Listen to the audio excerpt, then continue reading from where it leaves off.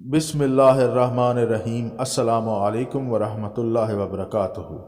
इस कुर्बानी का मुख्तसर वाक़या यूँ है कि हज़रत हव्वा रज़ी अल्लाह ताला अन्हा के हर हमल में एक लड़का और एक लड़की पैदा होते थे, और तरीक़ा अक़्द यूँ था कि एक हमल का लड़का दूसरे हमल की लड़की से मंसूब किया जाता था।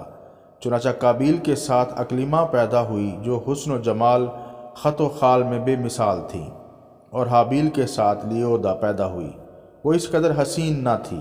जब ये चारों बालिग हुए तो इसी दस्तूर के मुताबिक हज़रत आदम ने लियोदा को काबील के लिए नामज़द किया और अकलीमा को हाबील के लिए।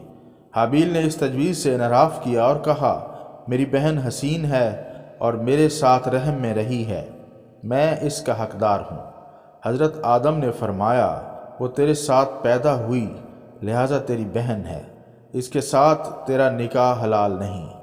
काबील ने सरकशी करके कहा, ये तो आपकी तजवीज़ व राय है, अल्लाह ताला ने ये हुक्म नहीं दिया।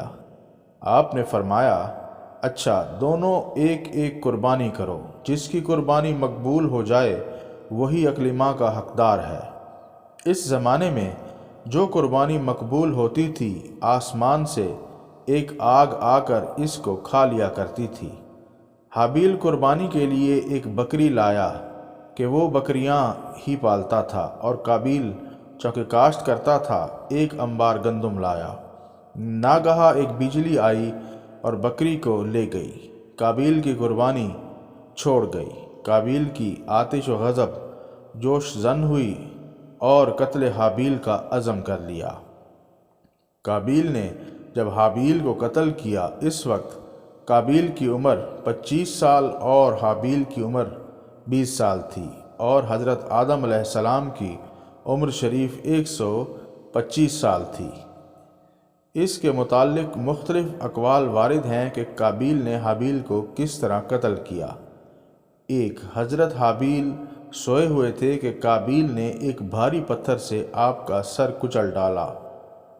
बाज़ ये भी कहते हैं कि काबील ने गला घूंट कर आपकी जान ली। ये भी कहा गया है कि शैतान ने जब देखा कि इसके कत्ल करने का ढंग नहीं आता, तो इस लईन ने एक जानवर को पकड़ा और इसका सर एक पत्थर पर रखकर ऊपर से एक दूसरे पत्थर ज़ोर से मारा, जिससे वह जानवर मर गया। ये देखकर काबील ने भी अपने भाई के साथ यही किया। जज़ाकल्लाह।